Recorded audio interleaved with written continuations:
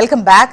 రాముడి మీద ఆన, వచ్చే ఎన్నికల్లో 117 స్థానాలు గెలిచి తీరుతాం, మళ్ళీ అధికారం చేపడతామని చెప్పేసి సీఎం రేవంత్ రెడ్డి నిన్న ఖమ్మంలో జరిగినటువంటి రైతు ఆశీర్వాద సభలో మాట్లాడారు. ప్రస్తుతం ఉన్నటువంటి 119 స్థానాలు 182కు పెరుగుతాయి. 2028 కాదు ఎన్నికలు వచ్చేది, 2029.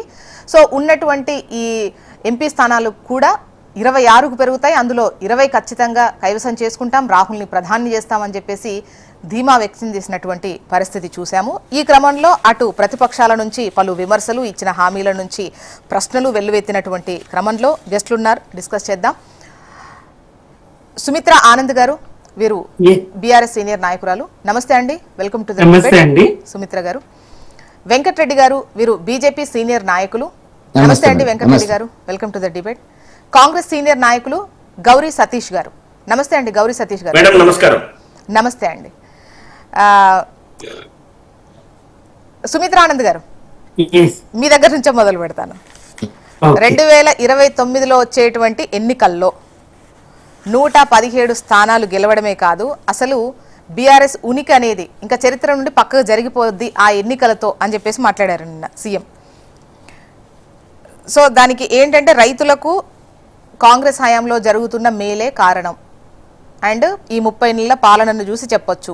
గతంలో కూడా 2023లో చెప్పినట్టు 64 స్థానాలు గెలుస్తామన్నాం, గెలిచాం. ఈసారి వచ్చేటువంటి ఎన్నికల్లో 117 స్థానాలు గెలుస్తామంటున్నాం కాబట్టి ఖచ్చితంగా గెలుస్తాం, రాముని మీద ఆన అని అంటున్నారు సీఎం రేవంత్ రెడ్డి. చెప్పండి. జోస్న గారు నమస్తే అండి. మీకు చర్చలో పాల్గొంటున్నటువంటి గౌరీ సతీష్ గారికి, వెంకటరెడ్డి గారికి, హెచ్ఎంటీవీ ప్రేక్షకులకు నమస్తే, జై తెలంగాణ. ముఖ్యమంత్రి గారు ఒట్లు పెట్టడం ఇది చూస్తూనే ఉన్నాము అనేక సందర్భాల్లో. గతంలో ప్రతి చోట ఎక్కడికి వెళ్తే అక్కడ ఆయా దేవుళ్ళ మీద ఒట్లు పెట్టినటువంటి సందర్భం. మెదక్కు వెళ్తే దుర్గా భవాని మీద, ఏడుపాయల వనదుర్గ అమ్మవారి మీద, వరంగల్ వెళ్తే భద్రకాళి అమ్మవారి మీద, ఇట్లా యాదాద్రి వెళ్తే నరసన్న మీద. ఆయన ముఖ్యమంత్రి రేవంత్ రెడ్డి గారు ఒట్టు పెట్టని దేవస్థానము, దేవుడు ఇక తెలంగాణలో మిగిలి లేరండి, బాకీ ఎవరు లేరు. ఇదే రాముని మీద కూడా, భద్రాచల రాముని మీద కూడా గతంలో ఒట్టేసిండ్రు. ఆయన రైతు రుణమాఫీ పూర్తి స్థాయిలో చేస్తానని ఒట్టేసిండ్రు. మరి ఏ స్థాయిలో రుణమాఫీ జరిగింది? 40,000 కోట్ల రుణమాఫీ చేయగలుగుతాము, 6 నెలలు కడుపు కట్టుకుంటే 6 నెలలు అవినీతి చేయకుండా ఉంటేనంటే ఎడమశైతో చెల్లిస్తారు రైతులకని చెప్పినటువంటి రేవంత్ రెడ్డి గారు నాడు. అందులో సగం 21,000 కోట్లు ఏదో చేసినామని చెప్తున్నారు. బీఆర్ఎస్ గా మేము 29,000 కోట్లు చేసినాం. 1,00,000 వరకే రుణమాఫీ అయినా మేము చేయగలిగినాం. రైతులకు ఎంత ఇచ్చిండ్రు, ఎంత ముంచిండ్రు అనేది రైతులకు తెలియదా? నీరుడు ఇచ్చినాం 9,000 కోట్లు, ఓడిస్తున్నాం 9,000 కోట్లు అని చెప్తున్నారు. అయ్యా, యాసంగి పంటకు 2 ఎకరాలకు మాత్రమే ఇయ్యగలిగితివి కదా, 2 ఎకరాల వరకు మాత్రమే యాసంగి పంట మరి రైతు భరోసా ఇవ్వగలిగితివి. అట్లాగే నిరుడు యాసంగి వడ్ల బోనస్ ఎగవేస్తివి. ఈ సంవత్సరం యాసంగి వడ్ల బోనస్ కూడా ఎగవేస్తివి. ఏ రకంగా రైతులకు మేలు చేసిన ప్రభుత్వం ఇది. యూరియా ఇవ్వలేని పరిస్థితి, ఎరువులు ఇవ్వలేనటువంటి పరిస్థితి. అవును, కరెంటు, ఉచిత కరెంటు వైఎస్ గారు ప్రవేశపెట్టిన నిజమే. అదెంత 9 గంటల కరెంటుతో మొదలు పెట్టి 6 గంటలకు కుదించి అర్ధరాత్రి 3 వారాలు 3 విధాలుగా, అర్ధరాత్రి, ఉదయము, మధ్యాహ్నం, ఎప్పుడు వస్తుందో తెలియదు, పాటలు వాడుకున్నాం, దుఃఖపడ్డం. దొంగోళ్ళొచ్చే కరెంటుకు కావాలెట్లగాతు. మళ్ళీ కాంగ్రెస్ వస్తే గతంలో అంటే ఈ సమయానికి సంబంధించి, అంటే కరెంట్ ఇచ్చేటువంటికి సంబంధించి వేళల్లో డెఫినెట్గా రాత్రిపూట ఇవ్వడం, వాటికి సంబంధించి కొన్ని విమర్శలు వచ్చాయి. బట్ ఉచిత కరెంటు పేటెంట్ కాంగ్రెస్దే కదా అనేది ఒకటైతే, ఇప్పుడు కాంగ్రెస్ వచ్చిన తర్వాత అసలు ఉచిత కరెంటే ఇవ్వరు అన్నటువంటి విధంగా మాట్లాడారు. బట్ అలా కాదు, ఇచ్చి తీరుతున్నామని అంటున్నారు కదా సీఎం. కేసీఆర్ గారు 24 గంటలు నాణ్యమైన కరెంటు నిరంతరాయంగా. ఇప్పుడు కరెంట్ వేస్తాయండి, మొన్నటి వరకు 9 గంటలు, ఇప్పుడు 11 నుంచి 12 గంటల లోపల. అది కూడా ఎన్నిసార్లు కోతలకు గురవుతుందో తెలియదు, ఎన్ని మోటార్లు గాలిపోతున్నది నేను స్వయంగా వ్యవసాయం చేస్తా, నేను కరెంటు చూస్తున్నాను ఏ సమయంలో కరెంట్ వస్తుంది, ఎప్పుడు పోతుంది, ఎట్లా ఇబ్బంది ఎదుర్కొంటున్నాము. వరి నాట్ల సీజను ఇప్పుడన్నా నాట్ల, అటు ఎల్నినో ప్రభావము, వర్షాలు లేవు, ఇటు కరెంట్ ఇయ్యరు సక్రమంగా, ఎట్లా నాట్లు వేసుకోవాలి వరి నాట్లు? రైతులు ఆగమైతలేరా? ఏం గమనిస్తా ఉంది ప్రభుత్వం? ప్రాజెక్టులు ఎండగడతారు, ప్రాజెక్టులు ఎండగడతారు, ఆంధ్రాకు నీళ్ళు మళ్ళిస్తారు. తెలంగాణలో పరిస్థితి ఇట్లా ఉంటది. వడ్లు కొనరు, కొన్న వాటికి చెల్లించరు, బోనస్ ఇవ్వరు. ప్రధానంగా రైతును కాంగ్రెస్ దోకా చేసినంత ఎవ్వరూ చేయలేదు. ఈ రేవంత్ సర్కార్ నిండా ముంచింది రైతులు. వెంకటరెడ్డి గారి వర్షం తీసుకుందాం. వెంకటరెడ్డి గారు చెప్పండి మేడం. నెక్స్ట్ టైం 117 స్థానాలతో మళ్ళీ కాంగ్రెసే అధికారంలోకి వస్తుంది అంటున్నారు. మీరేమో మీ గెలుపు పైన ధీమా వ్యక్తం చేస్తున్నారు.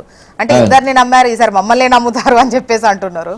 అవును, అంటే స్కోప్ చెప్పండి. ఇప్పుడు ఒకటే మేడం, జ్యోత్స్న మేడము, కొంతసేపు అన్న నేను రాజకీయాలకు అతీతంగా మాట్లాడతాను. భారతీయ జనతా పార్టీ తెలంగాణలో అధికార కోసం అనేక రకాల వ్యూహాలు, ఎత్తుగడలు, ప్రజల మద్దతుతో తీసుకుంటున్న నిర్ణయాలు మీకు ఈ మధ్యకాలంలో చాలా కనపడి ఉంటాయి. మా రాష్ట్ర అధ్యక్షులు 3 రోజుల టైం ఇక్కడ కాలం గడపడం జరిగింది. వివిధ వర్గాలతోని, వివిధ సమస్యల మీద పార్టీ అధినేతలతోని, కార్యకర్తలతో మాట్లాడినటువంటి సందర్భం ఒకటి. అంతకు ముందు రాజ్నాథ్ సింగ్ గారు రావడం జరిగినటువంటిది. మొన్న మీరు చూసినారు, నడ్డా గారు, కేంద్ర మంత్రి నడ్డా గారు రావడం జరిగింది. ఇవాళ వైష్ణవ్ గారు వస్తున్నటువంటి పరిస్థితి. ప్రతి 15 రోజులకు ఒకసారి కేంద్ర మంత్రులు తెలంగాణ విజిట్, తెలంగాణలో ఉండేటువంటి అభివృద్ధికి సంబంధించినటువంటి అంశాల మీద ఒక నిర్ణయానికి పాజిటివ్గా వస్తున్నారు. కిషన్ రెడ్డి గారిని చూసినారు మీరు. ఎన్నడూ లేని పరిస్థితుల కిషన్ రెడ్డి గారు చాలా దూకుడుగా రాష్ట్ర సమస్యల మీద, అభివృద్ధికి సంబంధించి తాడిచెర్ల కానివ్వండి, లేకపోతే మెట్రోకి సంబంధించింది కానివ్వండి, రకరకాల సమస్యల మీద కేంద్రంలో పైరవి చేస్తున్నారు. అదే విధంగా ఆయన పైరవి చేస్తున్నాడు. మంత్రిగా ఉన్నటువంటి వ్యక్తి మంత్రులను కలుస్తున్నాడు. మీరు చూసినారు, టార్గెట్ ఇప్పుడు ప్యాడీకి సంబంధించి, వరి సేకరణకు సంబంధించిన దాంట్లో కూడా ఒక పార్టీ కేంద్ర మంత్రి కిషన్ రెడ్డి గారి ఆధ్వర్యం లోపల కేంద్ర మంత్రులను కలవడం జరిగినటువంటిది. దీంట్లో మాకు కనపడుతున్నటువంటిది ఏంటంటే, ఈసారి పక్కా తెలంగాణలో అనేటువంటి దానికి రేవంత్ రెడ్డి గారు మాట్లాడేదానికి కత్తి కాదు, నెత్తి కాదు ఆయన మాట్లాడేటువంటిది. ఏం మాట్లాడతాడు ఇంకా? నిన్న చెప్పినాడు ఆశీర్వాద సభ అన్నాడు, రైతుల ఆశీర్వాద సభ. నేను ఒక రైతు కుటుంబం నుంచి వచ్చిన, నాకు కూడా 8-9 ఎకరాలు ఉంది. ఇంతవరకు అయితే నా ఖాతాలో ₹1 కూడా పడలేదు. నేను మార్నింగ్ వాకింగ్ లో మిత్రుల్ని, ఒక కడతాల నుంచి ఒక మిత్రుడు అక్కడి నుంచి ఇక్కడి నుంచి అడిగితే, అన్న మాకేం పడలేదు అనేటువంటిది. ఇవన్నీ మాటల పద్ధతిలో మాట్లాడుకుని వెళ్ళేటువంటి గాలి మాటలు మాట్లాడేది రేవంత్ రెడ్డి గారు నెంబర్ 1. ఏదో రేవంత్ రెడ్డి అప్పట్లో ఏంటంటే కేసీఆర్ మీద మాట్లాడితే ప్రజలు కొంత యాక్సెప్ట్ చేసినారు. ఆ తర్వాత రోజు ఇదే కదా మాట్లాడేది. దేవుళ్ళ మీద మేడం చెప్పినట్టుగా ప్రతి దేవుడు, ఆఖరికి దేవుళ్ళే ఆయనకి ఏ రకమైనటువంటి వ్యతిరేక, అంటే ఈసారి అందరికి వేసాము, బట్ విడతల వారీగా వేసాము. 30వ తేదీన అంటే శిల్పారామంలో స్టార్ట్ అయింది కదా తొలి విడత. సో విడతల వారీగా మొత్తం ఈ 9 రోజుల్లో 9,000 కోట్లు రైతు భరోసా నిధులు రైతుల ఖాతాల్లో జమ అవుతాయి అని చెప్పేసి సీఎం అన్నారు. ఎగ్గొట్టినాడు. ఇప్పుడన్నా చెప్తున్నాడు. నాకు 9 ఎకరాలు ఉంటుంది. 9 ఎకరాలు ఉంటే అందరితో పాటు 6, నాకు ఒకరిద్దరు మిత్రులు చెప్పినారు 3 రోజుల కింద మాకు 6 ఎకరాలు ఉన్నదన్నా మాకు వచ్చిందన్నారు. 9 ఎకరాలు ఉంటే మీరు ఇంతవరకు విధానపరమైన నిర్ణయం లేదు మేడం వాళ్ళ దగ్గర. ఇన్ని ఎకరాలు ఇస్తామని చెప్పాలి కదా.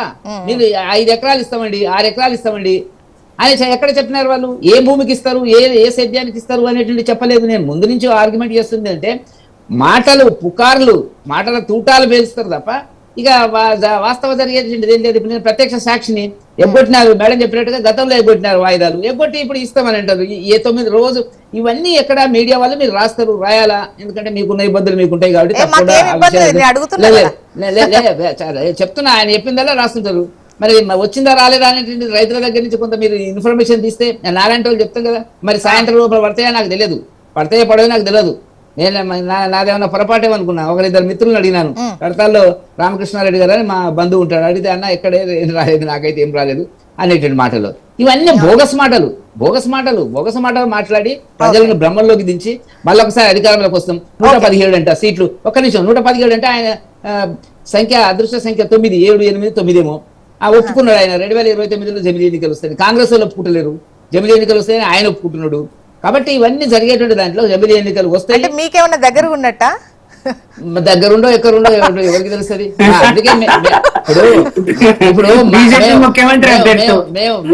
ఒకటి మేడము, మేము మా నడ్డా గారు స్పష్టంగా మా కార్యవర్గంలో చెప్పడం జరిగినటువంటిది, ఎవరు వచ్చిన పార్టీలో చేర్చుకోవాలి మనం అనేటువంటి దాని కింద ఎవరైనా వస్తే ఏమో అంటే వచ్చే నిన్న లిస్టులో సీఎం గారు మాట్లాడుతూ హరీష్ గారు కూడా మీతో టచ్ లో ఉన్నారు అంటారు, జమిలి ఎన్నికలకు ఆయన కాదు ఒప్పుకున్నారు మేడం, మీరంటారు, అట్లంటే మొత్తానికి అందరినీ టచ్ లో అది కాదు, పెట్టుకుంటుందా ఏంటి బీజేపీ?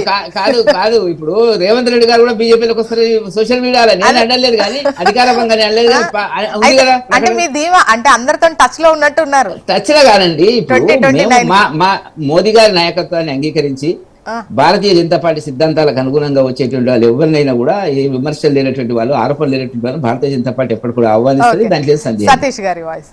సతీష్ గారు జోష్న మేడం గారు, మీరే చెప్పాలండి. అంటే మేము చేసినటువంటి పాలనతోనే, రైతులకు మేము చేసినటువంటి మేలుతోనే ఖచ్చితంగా నెక్స్ట్ ఎన్నికల్లో కూడా అధికారం మాదే అని అంటున్నారు. ఇచ్చినటువంటి రైతు భరోసా ఎన్నిసార్లు వేశారు, రుణమాఫీ ఎంత చేశారు, యాక్చువల్గా ఈ కరెంటుకు సంబంధించి కూడా క్వాలిటీ కరెంట్ అనేది అంటే ఈ సమయపాలన అనేది పాటించడం వల్ల, ఈ పర్టికులర్ టైంలోనే ఇవ్వడం వల్ల అటువంటి ఇబ్బందులు అయితే ఉన్నాయని చెప్పేసి అంటున్నారు. సో మీరు మాత్రం ధీమాగా 117 స్థానాలు వస్తాయని చెప్పేసి అంటున్నారు. ఎట్లా సాధ్యం అని చెప్పేసి వాళ్ళు అడుగుతున్న క్వశ్చన్. ముందుగా ప్యానెల్లో ఉన్నటువంటి భారతీయ జనతా పార్టీ నాయకులు వెంకటరెడ్డి గారికి, అక్క సుమిత్రానంద్, బీఆర్ఎస్ నాయకురాలు సుమిత్రానందన్ గారికి, మీకు ఎగ్జిక్యూటివ్ ప్రశ్నలకు కూడా నమస్కారం తెలియజేస్తూ, దానికంటే ముందు ఎగ్జాంపుల్ చెప్తాను నేను మీకు. ఇందాక మా ఇంకన్నా పర్లేదు అన్నారు, నా అకౌంట్ లో 6 ఎకరాల 30 గుంటలకు పడ్డ డబ్బులు మీకు పంపించాను నేను మెసేజ్. పంపించినారా? పంపించాను. ఎందుకంటే మా ఇంకన్నా మా డబ్బు నేను మాట్లాడాను. మరి 9 ఎకరాలు ఉన్న అంటే ఇక్కడ మీరు 6 ఎకరాలు అని అంటున్నారు, మీరు పంపారు, మీరు పర్టికులర్ గా వీళ్ళకే ఇస్తాము 8 ఎకరాల వరకే అని చెప్పలేదు కదా సార్. మేడం ప్లీజ్ చెప్పండి. ఒక అబద్ధాన్ని 100 సార్లు చెప్తే నిజమైతుంది అనుకునే వాళ్ళు భారతీయ జనతా పార్టీ, తర్వాత బీఆర్ఎస్ నాయకులు ప్రత్యక్షంగా చూస్తా ఉన్నాం. దాంతో పాటుగా వాస్తవ పరిస్థితిని చెప్పే ప్రయత్నం చేయాలి. ఈ దేశంలో రైతులకు వ్యతిరేకంగా నల్ల చట్టాలు తెచ్చింది ఎవరో భారతదేశంలో ప్రతి రైతుకు తెలుసు. దాంతో పాటు ఇందాక మా ఇంకా చిన్న ఎగ్జాంపుల్ చెప్పాడు, గుండునాథ్ గారు, కత్తినాథ్. ఎస్, భారతీయ జనతా పార్టీకి తెలంగాణ రాష్ట్రానికి రావాల్సినటువంటి నిధుల విషయంలో కత్తినాథ్ గారు, గుండునాథ్ గారు అన్నట్టుగా వ్యవహరిస్తున్నారు. వాస్తవ పరిస్థితి. ఎందుకనంటే ఈ రాష్ట్రానికి రావాల్సినటువంటి నిధుల కేటాయింపులు కానీ, ఎస్, రాష్ట్రం నుంచి ప్రాతినిధ్యం వహిస్తున్నటువంటి కిషన్ రెడ్డి గారికి వాళ్ళ మంత్రిగా వారి బాధ్యత తెలంగాణ రాష్ట్రానికి రావాల్సిన ప్రాజెక్టు విషయంలో, నిధుల విషయంలో ఎందుకు ప్రయత్నం చేయట్లేదో ఒకసారి ఆత్మపరిశీలన చేసుకోవాలి. మరి భారతీయ జనతా పార్టీ దేశంలో మిగతా రాష్ట్రాల్లో అధికారంలో ఉన్నటువంటి ప్రాంతాల్లో ఎందుకు అక్కడ ఇందిరమ్మ ఇల్లు లాంటివి 5 లక్షల రూపాయలు ఇచ్చి ఎందుకు కట్టించట్లేదు? దాంతోపాటు భారతీయ జనతా పార్టీ అధికారంలో ఉన్నటువంటి రాష్ట్రాలలో ఎందుకు వారికి తినడానికి సన్నబియ్యం వేయట్లేదు రేషన్ కార్డుల ద్వారా ఒక్కసారి గుర్తు చేయాలి. దాంతో పాటుగా రైతు రుణమాఫీ మేము చేసిన 21,000 కోట్లు అని చెప్పి ఆధారాలతో చెప్తా ఉన్నాం. అది ఎందుకు మిగతా రాష్ట్రాల్లో వాళ్ళు చేయట్లేదు? దాంతో పాటుగా రైతులకు ఉచిత కరెంట్ ఇస్తున్నటువంటి ఘనత కాంగ్రెస్ పార్టీది. పచ్చకమలైన వాళ్ళకు లోకమంతా పచ్చ కనిపిస్తుంది. ఎక్కడైతే నాణ్యమైన విద్యుత్ ఇవ్వడంలో ఖచ్చితంగా ప్రజాప్రభుత్వం, గౌరవ ఉప ముఖ్యమంత్రి గారి సారథ్యంలో ఉన్నటువంటి ఇంధన శాఖ ముందు వరుసలో ఉంది. ఎవరు అవునన్నా కాదన్నా వాస్తవం. కావాలంటే రైతుల కాల్స్ కూడా మనం ప్రత్యక్షంగా తీసుకునే అవకాశం ఉంటది. పెరిగిన వినియోగం దృష్ట్యా దాని సబ్స్టేషన్లు కానీ మిగతా ఫీడర్ ఛానల్స్ కానీ పెంచినటువంటి ఘనత ప్రజాప్రభుత్వాన్ని. ఇది వాస్తవ పరిస్థితి కాదా? వరేస్తే ఊరినటువంటి బీఆర్ఎస్ టీఆర్ఎస్ పార్టీ నాయకులు ఇప్పుడు వరేస్తే బోనస్ వస్తుంది అనే విధంగా ప్రజాప్రభుత్వం చేసిందా లేదా? 1,00,000 రూపాయల రుణమాఫీకి 4 సార్లు రుణమాఫీ చేసినటువంటి ఘనత బీఆర్ఎస్ టీఆర్ఎస్ పార్టీది. మరి ఒకే దఫ 2 లక్షల రూపాయలకు ఒక రైతుకు రుణమాఫీ చేసినటువంటి పరిస్థితి వాస్తవమా కాదా? ఇప్పుడు సతీష్ సార్, బోనస్ అనేది ఓకే, ఎన్ని విడతలు ఇచ్చారు ఒకటి, ఈ టాపిక్ పక్కన పెడితే, అంటే ఎంత వచ్చింది, ఎన్నిసార్లు అన్నారు, ఎన్ని టర్మ్స్ అనేది వాళ్ళు తీసుకున్నారు అని ఒకటైతే, వరి నుండి రైతుల్ని పక్కకు మళ్లించాలి అనేటువంటిది కూడా మీ మీద అవునా కదా? ఓకే, ఇప్పుడు ఎల్నినో కాబట్టి డెఫినెట్ గా ధాన్యం కావాలి అన్న దాంతో వర్కౌట్ అయిందంటారా? ఈ సంవత్సరం ఎలీనా ప్రభావంతో వర్ష ప్రభావం తగ్గుతుంది కాబట్టి, ప్రకృతి వైపరీత్యంతో కాబట్టి దీనిని ఒకవేళ రైతులు వేస్తే నష్టపోయే ప్రమాదం ఉంటది కాబట్టి ప్రత్యామ్నాయ పంటల గురించి ఆలోచించండి అని చెప్పి మా అగ్రికల్చర్ మినిస్ట్రీ కానీ ఏదైతే వ్యవసాయ శాఖ కమిషన్ ఉందో వారు కూడా స్టడీ చేస్తున్నటువంటి పరిస్థితి గ్రౌండ్ లోకి వెళ్ళి దాని ఆధారంగానే ప్రత్యామ్నాయ కమర్షియల్ క్రాప్స్ వేసుకోండి. మీకు వాటర్ సోర్స్ ఎక్కడైతే తక్కువ ఉంది కాబట్టి దాన్ని ప్రత్యామ్నాయ పంటలు వేసుకుంటే మీకు లాభసాటిగా ఉండే అవకాశం ఉంటుంది. కాబట్టి ఈ దేశంలో రైతులను అన్ని రకాలుగా ఆదుకోవాలనే సంకల్పం ఉన్నటువంటి పార్టీ ప్రజాప్రభుత్వం, దాంతోపాటు కాంగ్రెస్ పార్టీ. ఇది వాస్తవమా కాదా? ఇప్పుడు బీఆర్ఎస్ అంటా ఉన్నది కదా, ఏదైతే వాళ్ళు రైతులకు చేయలేరు కాబట్టి వాళ్ళకు గుండు సున్ని ఇచ్చారు, మమ్మల్ని ఆశీర్వదించారు కాబట్టి వాళ్ళు చేయలేరు. 39 సీట్లు వస్తే 39 మీకు వస్తాయా, 39 బీజేపీకి వస్తాయా, ఎవరికి గుండసును వచ్చిందా? లాస్ట్ ఎన్నికల్లో వాళ్ళకి వచ్చిన స్థానాలు తర్వాత అది గుండసున్న మీకు సున్నా ఎప్పుడు కాదు కదా. వచ్చిందో మీ ఉద్యమం, మీ పురిటిగడ్డ అని చెప్పుకున్నటువంటి మీరు కనీసం అభ్యర్థులు పెట్టినటువంటి పరిస్థితికి ఎందుకు ఇప్పుడు వచ్చింది? సతీష్ సార్ ఓట్ల పర్సంటేజ్ చూస్తే మీకు వాళ్ళకు తేడా 1.8 అంతేనా? 8 అసెంబ్లీ గురించి చెప్తున్నాను. సో ఈ లెక్కన చూస్తే వాళ్ళకి ఏమి అంత వ్యతిరేకత లేదు. గెలుపోటముల్ని నిర్ణయించేటువంటి 1.8 అనేది ఆల్మోస్ట్ సగానికి సగం చెరసగం ఉన్నాయి సిచ్యువేషన్. ఎప్పుడైనా మన వాస్తవ పరిస్థితి తర్వాత సున్నా ప్రజాస్వామ్యంలో అవుతుందంటారా?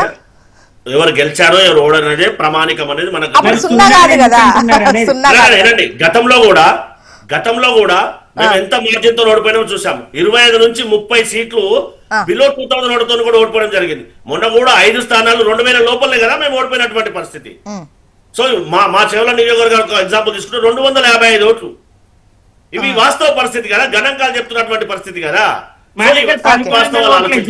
ఓకే సతీష్ గారు మళ్ళీ మీ వాయిస్ చెప్పండి. సుమిత్ర గారు మళ్ళీ మీ వాయిస్. మా దగ్గర జుక్కల్లో 11 ఓట్ల ఆధిక్యతతోనే కాంగ్రెస్ గెలిచింది. ఇట్లా ఓట్ల ఆధిక్యత లెక్క పత్రం కాదు. అబద్ధాలు సీఎం గారు చెప్తే చెప్పిన రేవంత్ రెడ్డి మాటకు విలువ లేదు. ఎవరు కనీసం పత్రికా విలేకరులను మాట్లాడలేదు, కనీసం తెలుసు కదా. కేసీఆర్ గారు అన్నారా ఒక్క జిల్లా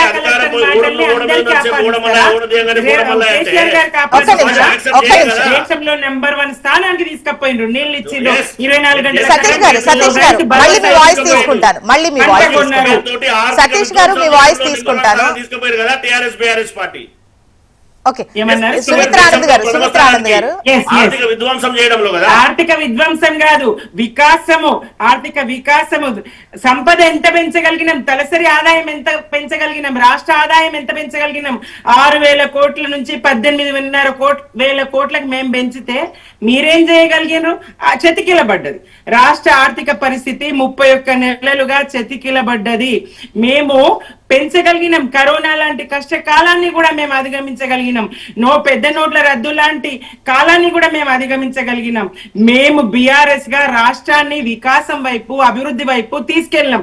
రాష్ట్ర ఏర్పాటు ఎందుకు జరిగింది అది చేసి చూపించగలిగినాం. అతి స్వల్ప కాలంలో 9.5 సంవత్సరాల కాలంలో దేశానికే మోడల్ గా. సుమిత్ర ఆనంద్ గారు మీకు ఇక్కడ హైదరాబాద్ ఇటు చూసుకుంటే మీకు మంచి స్థానాలు ఇచ్చారు. యాక్చువల్గా మీకు వచ్చిందే ఇక్కడ. ఊళ్ళల్లో చూసుకుంటే మరి మెజారిటీ రైతాంగమే ఉంటది. సో అక్కడే మీకు దెబ్బ కొట్టింది. సో గతంలో మీరు తీసుకున్నటువంటి నిర్ణయాలతోనే ఆన్సర్ వచ్చింది అనుకోవాలా, ఆ ఫలితం వచ్చిందని అనుకోవాలా, లేదా అట్లా ఎందుకు తీసుకోరు మరి మీరు? ఎందుకంటే రేవంత్ రెడ్డి గారు ఏదైతే మోసగించిండ్రో 10,000 కాదు రైతు భరోసా 15,000 ఇస్తా ఉరుకుని. కేసీఆర్ 1,00,000 రుణమాఫీ చేసి నేను 2 లక్షలు చేస్తా, ఒట్టేసి చెప్తున్నా, వెల్లుని తెచ్చుకోండి, నేను రుణమాఫీ చేస్తా. అలాగే 2,500 ప్రతి మహిళ అకౌంట్ లో వేస్తా, టెన్షన్ గా వేస్తా. 2,000 ఉన్న పెన్షన్ రుణమాఫీ చేశాం కాబట్టే రైతులు మా వైపు ఉంటారని అంటున్నారు.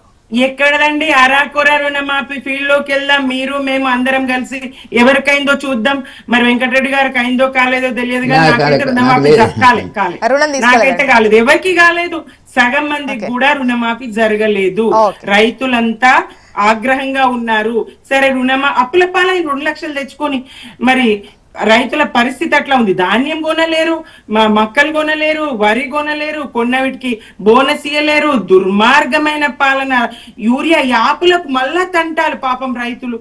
వరేస్తే ఊరియా అని ఒక జిల్లా కలెక్టర్ అన్న మాటను ముఖ్యమంత్రి గారికి, కేసీఆర్ గారికి ఆపాదిస్తారు. వీళ్ళు మాత్రం వ్యవసాయ శాఖ మంత్రి చెప్తారు, వీళ్ళు మాత్రం ముఖ్యమంత్రి గారే చెప్తారు. 3 గంటల కరెంటు వెంకటరెడ్డి సార్ దీనిపైన క్లారిటీ యాక్చువల్ గా కేంద్రం నుంచే రావాలి. ఎందుకంటే గతంలో కూడా వరికి సంబంధించి ఇవి కొంటాం, ఇవి కొనము, ఖచ్చితంగా ఇవి వేయొద్దని చెప్పాలి, మీరు అనౌన్స్ చేయాలి, నియంత్రిత పంటల సాగు ఇంపార్టెంట్, ఇతర పంటలకు రైతుల్ని మళ్లించాలి, ఇవన్నీ కూడా కేంద్రం నుంచి వచ్చిన మార్గదర్శకాలు. సో వాటిని ఖచ్చితంగా రాష్ట్రాలు ఫాలో అవ్వాలి. బట్ ఆ టైంలో వచ్చినప్పుడు వరెందుకు వేయొద్దు, మీరు వెయ్యండి, మేము కొనిపిస్తాము, అది ఇది అని చెప్పేసి ఈవెన్ బీజేపీ నేతలు చేశారు, కళ్ళాల్లో కాంగ్రెస్ అని చెప్పేసి అటు కాంగ్రెస్ నేతలు కూడా పొలం బాట పట్టారు. అంటే ఇక్కడ రైతులకు కావాల్సినటువంటి అవేర్నెస్ కన్నా కూడా పార్టీలు, పాలిటిక్స్, రాజకీయాల వైపు ఎక్కువ మొగ్గు చూపాయా ఏంటి మరి? నిజమే. ఇప్పుడు ఒకటి మేడం, ఏ పంట ఇప్పుడు కాంగ్రెస్ కూడా అదే చేస్తోంది. యాక్చువల్ గా కాంగ్రెస్ వరి నుంచి పక్కకు మళ్లించాలన్నా కూడా మీరు బోనస్ ఇస్తున్నారు కదా, మీరు ఇటువైపే ఉండాలని చెప్పారు కదా, మీరు వరిని ఎంకరేజ్ చేస్తున్నారని ఇక్కడ ఇప్పుడు అధికారంలో కాంగ్రెస్ ఉన్న కాంగ్రెస్ కూడా నెగలనిచ్చే సిచ్యువేషన్ లేదు. అంటే అధికారంలో ఉన్నప్పుడు ఒకటి, అధికారం లేకపోతే ఒకట, అంటే సిచ్యువేషన్ ఏంటి అనేది మీరు మాట్లాడాలి. ఒకటి మేడం, ఇప్పుడు ఒక రైతు కుటుంబంగా నా అభిప్రాయం, నేను రాజకీయాలకు అతీతంగా చెప్తాను. వరి పండించాలా, గోధుమ పండించాలా, ఇంకే పంటలు పండించాలా అనేటువంటి దాని మీద ఒక నిర్దిష్టమైనటువంటి ఆలోచన విధానం అనేటువంటిది కేంద్ర ప్రభుత్వం రాష్ట్ర ప్రభుత్వాలతో సంప్రదించి నిర్ణయాలు ఇసి ఇంతకంటే ఎక్కువ చేస్తే దానివల్ల వచ్చే నష్టాలు ఏంటి అనేటువంటి, ఇప్పుడు బఫర్ స్టాక్స్ పెట్టుకునేటువంటి ఫుడ్ కార్పొరేషన్ ఆఫ్ ఇండియా దగ్గర ఉండాలి కదా, ఎంత అవసరమో అంత. మనకి ఉచిత బియ్యం ఇస్తున్నాం మనం. ఉచిత బియ్యం ఇవ్వడానికి ఒక ప్రధాన కారణం ఏంటంటే ఫుడ్ కార్పొరేషన్ ఆఫ్ ఇండియా దగ్గర అనేక లక్షల టన్నుల మెట్రిక్ టన్నుల బియ్యం మిగిలిపోతున్నటువంటి పరిస్థితి కనపడుతున్నటువంటిది. మనం వరి మీద కాన్సన్ట్రేట్ చేసేటప్పటికి ఏం జరుగుతున్నటువంటిది, కెనాల్స్, ప్రాజెక్టులు, రకరకాల వర్షాలు అనుకూలంగా ఈ మధ్యకాలంలో, ఈ సంవత్సరం అంటే సరిగ్గా లేదు కానీ గత 6-7 సంవత్సరాలుగా మంచి వర్షాలు తెలంగాణలో కూడా రావడం జరిగినటువంటిది. రైతు కూడా సులభంగా ఏంటంటే వరి వండిస్తే అయిపోతుంది, ఒక్కసారి నాటేస్తే అయిపోతుంది. 5 నెలల దాకా అటువైపు పోవాల్సిన అవసరం లేదు, నీళ్ళు ఎవరో ఒకరు పెడతారంటేది. కాబట్టి అతి ముఖ్యమైనటువంటి వాణిజ్య పంటల విషయం లోపల రైతు తెలంగాణలో ఆకర్షితులు కావడం లేదు. ఆ కోణం లోపల డైవర్ట్ చేయాలనేటువంటిది రాష్ట్ర ప్రభుత్వం, కేంద్ర ప్రభుత్వం చేయాల్సినటువంటి పని. కాబట్టి అప్పుడే కేసీఆర్ గారు ఏమాట్లాడిన వరిస్తే ఊరి అనేటువంటిది కొనేటువంటి పరిస్థితి లేదు, వాడేటువంటి పరిస్థితి లేదు. అంటే కేసీఆర్ గారు అప్పుడు అనకపోయినా కూడా యాక్చువల్ గా అధికారుల సమీక్ష సమావేశాలు జరుగుతాయి కదా, అప్పుడు ఒక కలెక్టర్ చెప్పినటువంటి మాట అయినా కూడా కలెక్టర్ మాట్లాడిన దాంట్లో తప్పేంటి అంట. కలెక్టర్ మాట్లాడిన దాంట్లో తప్పేం ఉండదు. ఇప్పుడు ఒక ఆలోచన అనేటువంటిది అనేక సాంకేతిక కారణాల మీద ఒక నిర్ణయం అనేటువంటిది ఆయన చెప్తుంటాడు. నేను కూడా అంటున్నా కదా, ఇప్పుడు వరి ఎంతవరకు వండించాలో అంతవరకు వండించాలి, కానీ ఎవరికి దీని మీద నిర్ణయం చేయాలి, అది ఇబ్బందికరంగా ఉన్నది అది పరిస్థితి. నేను అంటున్నా కదా, సులభంగా రైతు వరి పట్ల ఆకర్షితులవుతున్నారు, మిగతా పంటల వైపు వెళ్ళడం లేదు. దీంతో ఏమైపోతుంది, మిగతా పంటలు దిగుమతి, వరి ఇప్పుడు ఆయిల్, వంట నూనెలు మనం దిగుమతి చేసుకోవాలి. ఇంత పెద్ద వ్యవసాయ దేశం అని అనుకుంటున్నాము, ఎన్ని లక్షల కోట్ల మెట్రిక్ టన్ ధాన్యాలు పండిస్తున్నాం మనము. ఆఖరికి వచ్చేటప్పటికి ఏంటంటే వరికి సంబంధించినటువంటి నూనె గింజలు మనం పండించలేని పరిస్థితిలో ఉన్నాయి. ఎందుకు దిగుమతి చేసుకుంటాం మేడం? వంట నూనెలు దిగుమతి చేసుకోవాల్సిన అవసరం, భారతదేశం వ్యవసాయ దేశం అంటున్నాం మనం, 80% వ్యవసాయం మీద ఆధారపడ్డదని చెప్తున్నాం కదా. అంటే ఎక్కడో దగ్గర వ్యవసాయ ప్రణాళిక ఎక్కడైనా కానివ్వండి, అది పైనుంచి కింది దాకా ఎక్కడో దగ్గర మనం విఫలమైపోతున్నాము. ప్రకటించడమే కానీ పంటలు ఏమైనా కొంటుందా మరి కేంద్రం కానీ రాష్ట్రం కానీ? అన్నిటికీ ధరలు, మద్దతు ధరలు ఇవ్వడం జరిగింది కదా మేడం, అదేం లేదు కదా, అన్నిటికీ ఇవ్వడం జరిగింది. వెంకటరెడ్డి సార్, కేంద్ర రాష్ట్ర ప్రభుత్వాలు డెఫినెట్ గా ఇప్పుడు ఆయిల్ దిగుమతి చేసుకుంటున్నామంటే ఇది ఈ రోజు యుద్ధం రావడం వల్ల ఇబ్బంది పడుతున్నాం అనేది కనిపిస్తోంది. కానీ గతంలో మరి అది వేస్తే ఎంత, సబ్సిడీ ఇస్తే ఎంత అవుతుంది, దేశ పరిస్థితి ఎట్లా ఉంది ఏంటి, ఇప్పుడు పామాయిల్ వాటికి ఇచ్చారు కదా 4 ఏళ్ల క్రితం. రైతును అటువైపు తీసుకుపోవడానికి రాష్ట్ర ప్రభుత్వాలు విఫలమవుతున్నాయి అనేటువంటి చాలా స్పష్టంగా కనపడుతున్నటువంటిది. ఏదో మేము ఇది ఇస్తున్నాము, బోనస్ ఇస్తున్నాము, లేకపోతే మేము భరోసా ఇస్తున్నాము, కెనాల్స్ కడుతున్నాము, ప్రాజెక్టులు కడుతున్నాము, అది ఎంతవరకు అవసరమే? ఇప్పుడు 34,000 కోట్ల రూపాయల వరి ధాన్యాన్ని కేంద్ర ప్రభుత్వం కొన్నది ఇక్కడ. అది ఇది రాష్ట్ర ప్రభుత్వం సమాధానం తీసుకుందాం. గౌరీ సతీష్ గారు, ఒకటి ఏంటంటే ఇప్పటికీ స్టిల్ రైతు భరోసా అన్నది అంటే ఏమన్నా కట్ ఆఫ్ పెట్టారా, ఎన్ని ఎకరాలు ఉన్న వాళ్ళకి వస్తుంది ఏంటి అనేది ఒక క్లారిటీ అనేది రైతులు ఎక్స్పెక్ట్ చేస్తున్నారు. ఇక్కడ డెఫినెట్ గా అన్ని ఎకరాలకు ఇవ్వని అవసరం లేదు అంటే ట్యాక్స్ కట్టే వాళ్ళని రకరకాల లెక్కలు ఉన్నాయి కదా. ఇప్పుడు పిఎం కిసాన్ వస్తోంది, సో కొన్ని లెక్కల్లో వాళ్ళు ఇవ్వట్లేదు, ఎవరేం వాళ్ళను అడగట్లేదు, అంటే అబ్జెక్ట్ ఏం చేయట్లేదు, అరే ఇది రూల్ ప్రకారమే కదా అని చెప్పేసి. సో మీరు కూడా అంటే అధికారంకి వచ్చేటప్పుడు వెంచర్లకు ఇచ్చారు, రకరకాల అది మాట్లాడు వాటన్నిటికి ఇచ్చారండి కదా, ఆ లెక్కేదో బయట పెట్టి లేదు 7 ఎకరాలకు ఇస్తాము, లేదు 10 ఎకరాలకు ఇస్తాము, వీళ్ళకు వరకు మాత్రం పెట్టుబడి సాయం ఉంటుంది అనేటువంటిది మీరు ఎందుకు ఇంతవరకు డిసైడ్ చేయలేదు అనేది. సో ఈ కన్ఫ్యూజన్ అనేది వస్తుందేమో ఆశగా ఎదురు చూస్తున్నారు.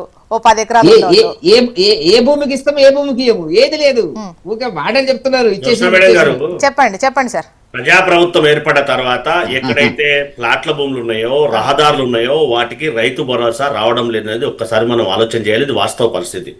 దాంతోపాటు ప్రజాప్రభుత్వం ఎవరికి ఈ రైతు భరోసా నిధులు కేటాయిస్తా ఉందంటే ఖచ్చితంగా సాగైనటువంటి ప్రతి ఎకరాకు వాళ్ళు 5 సంవత్సరాలు ఇచ్చినటువంటి 72 లక్షల కోట్లను మేము 3 సంవత్సరాల్లోనే 36,000 కోట్ల రూపాయలు, 36 లక్షల కోట్ల రూపాయలు ఇచ్చినటువంటి ఘనత ప్రజాప్రభుత్వం. అంటే ఒకసారి ఎవరు బోనస్ ఇచ్చారు, వరి ధాన్యాన్ని ఎవరు కొంటా ఉన్నారు గతంలో ధాన్యం ఖరీదు ఇలాంటి రైతులు పంట సుమిత్ర గారు ప్లీజ్ దయచేసి గౌరీ సతీష్ గారు. వరి వండిస్తే వారు కొనలేక ఎన్ని ఇబ్బందుల పాల్పడ్డారో వాళ్ళు కొన్న తర్వాత ఆయా సంస్థలు ఎన్ని రోజుల తర్వాత డబ్బులు అకౌంట్ ప్రభుత్వం చెల్లించిందో కూడా ప్రత్యక్షంగా గతంలో చూసాం. అలా కాకుండా కొన్న వెంటనే వాళ్ళ అకౌంట్ లో డబ్బులు జమ చేస్తూ ఖచ్చితంగా వారికి బోనస్ వస్తూ ఖచ్చితంగా రైతులు సాగు చేసిన ప్రతి ఎకరానికి రైతు భరోసా నిధులు కేటాయిస్తా ఉన్నాం. దాంతో పాటు చాలా స్పష్టంగా ప్లాట్లకు గానీ రహదారులకు కానీ సాగు చేయనటువంటి భూములకు ఈ రైతు భరోసా నిధులు ఇప్పుడు ఈ ప్లాట్లు వెంచర్లు వీళ్ళకు అవ్వకపోతే వాళ్ళు ఏం బయట అడగండి. ఒకటి సాగు చేసిన ప్రతి ఎకరాకు ఇస్తామంటే ఇప్పుడు వెంకటరెడ్డి గారు అన్నారు వరకు 9 ఎకరాలు. నేను ఒక్క మాట మేడం, అంటే నాకు ఒక వాళ్ళకి రాలేదు. ఒక్క అక్కడ మాట. మినిమం 7 ఎకరాలకు ఇస్తామంటే 7కి ఇవ్వండి. నేను ఏం చెప్తున్నా చూసిన మేడం అంటే చెప్పండి. ఒకవేళ వెంకటరెడ్డి గారికి కానీ మిగతా వాళ్ళకి కానీ అకౌంట్ కు ఆధార్ నెంబర్ యాడ్ చేసుకోవాలి. ఏమైనా సాంకేతిక సమస్యలు ఉంటే 98% అందరూ నేను ఇందాక నేను చూసిన మేడం గారు ఒక్క నిమిషం. మోసం వెంకటరెడ్డి గారు, వెంకటరెడ్డి గారు, సమాధానం తీయండి. సుమిత్ర ఆనంద్ గారు దయచేసి నేను ఒక్క మాట సతీష్ గారు ఒక్క నిమిషం ఆగవయ్యా. నేను నా ప్రశ్నకు ఇప్పుడు నాకు ఒక 4 ఎకరాలు చిలక పొలం ఉంది మేడం. వర్షం పడితేనే జొన్నలు వేస్తా లేకపోతే ఆముదాలు వేస్తా. ఇంతవరకు వర్షం పడలే, నేను వేయలేదు అంటే అది సాగు చేసిన భూమి కాదు కదా. ఈయన ఇతను చెప్పిన లెక్క ప్రకారంగా దానికి ఇయ్యరా? పెట్టుబడి సాగు అంటే మరి సాగు చేస్తే ఇవ్వాలి కదా. సాగు చేస్తే కాదు కదా, సాగు ఎప్పుడు చేస్తాము? వర్షం పడకపోతే నేనేం చేస్తా? రైతుకు నేనేమంటున్నా, సాగుకు యోగ్యమైన ప్రతి భూమికి ఎకరాకు గుంటకి 2026లో ఉన్నాము. బట్ 2029లో ఎన్నికలు వస్తాయి, మళ్ళీ కాంగ్రెస్ అధికారంలోకి వస్తుందని అటు సీఎం గారు ధీమా. నెక్స్ట్ టర్మ్ మాదే అని చెప్పేసి మీరు సమావేశాలు. మరోవైపు బీఆర్ఎస్ కూడా బీఆర్ఎస్ కూడా ఎవరి కాన్ఫరెన్స్ లో వాళ్ళు ఉన్నారు. యాక్చువల్ గా ఇంకా చాలా టైం ఉంది. లాస్ట్ ఇయర్ లో అంటే చివరి సంవత్సరం చివరి 6 నెలల్లో కూడా లెక్కలు తారుమారవుతాయి. సుమిత్ర ఆనంద్ గారు, రైతు శాపనార్థాల సభ, అది రైతు శాపనార్థాలు. Thank you. గౌరీ సతీష్ గారు కంక్లూడ్ చేయండి మీరే. ఎవరికి శాపనార్థాలు రైతులు పెట్టారో ప్రత్యక్షంగా చూడమని జరిగింది. భవిష్యత్తు కూడా అదే పునరావృతం అయితే అనుమానం లేదు. చూద్దాం. ఏం చెప్తున్నామంటే తెలంగాణ రాష్ట్రం ఆశపెట్టి అధికారంలోకి ఆర్థిక పరిస్థితి అధికారంలోకి వచ్చింది, అన్యాయం చేస్తా ఉన్నారు, శాపనార్థాలు పెడతా ఉన్నారు. నేను మాట్లాడలేదు. సుమిత్ర ఆనంద్ గారు దయచేసి ప్రతిసారి ఇంటరాక్ట్ చేస్తా ఉన్నారు. ఎందుకంటే ఒక్కసారి వాస్తవ పరిస్థితి కదా. ప్రజాస్వామ్యంలో ఓటు హక్కుదారు ఇచ్చే తీర్పే అల్టిమేట్ అనేది. తెలియకపోతే బీఆర్ఎస్ మనమేం చేయలేం. వాళ్ళకు గుండుసున్న వచ్చిందా లేదా, దాంతో పాటు రైతుల శాపనార్థంతో ప్రభుత్వాన్ని కోల్పోయారా లేదా, అహంతో ప్రజా ప్రభుత్వాన్ని ప్రజలు మాకు ఆశీర్వాదంతో అందించారా లేదా, ఇది వాస్తవమా కాదా?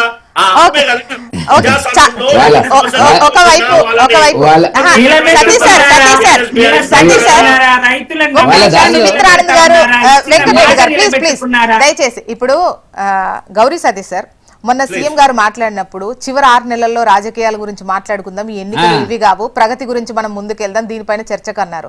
బట్ ఇప్పుడు 2029లో వస్తాయి, 182 స్థానాలకు పెరుగుతాయి, అందులో 117 మాకే వస్తాయి అన్నటువంటి, అంటే మీరు మాత్రం పొలిటికల్ సభలాగా ఇవి జరుపుతారు. బట్ ప్రతిపక్షాలు అంటే చూద్దాం, మరి మీరు అన్నట్టు 28 కాదు 29లో ఎన్నికలు వస్తాయా, అప్పటి వరకు స్థానాలు పెరుగుతాయా, చూద్దాం సార్, అప్పుడు క్లారిటీ మనకు వస్తుంది. And thank you so much Gauri Satish sir. ఇవాళ మనం త్వరగా క్లోజ్ చేస్తున్నాం. Please thank you so much Venkatareddy గారు అండ్ సుమిత్ర ఆనంద్ గారు. థ్యాంక్ యూ అండి. ఇది వాళ్ళ న్యూస్ అనాలిసిస్. చూస్తూనే ఉండండి HM TV. వార్త ఆగదు, నిజం దాగదు.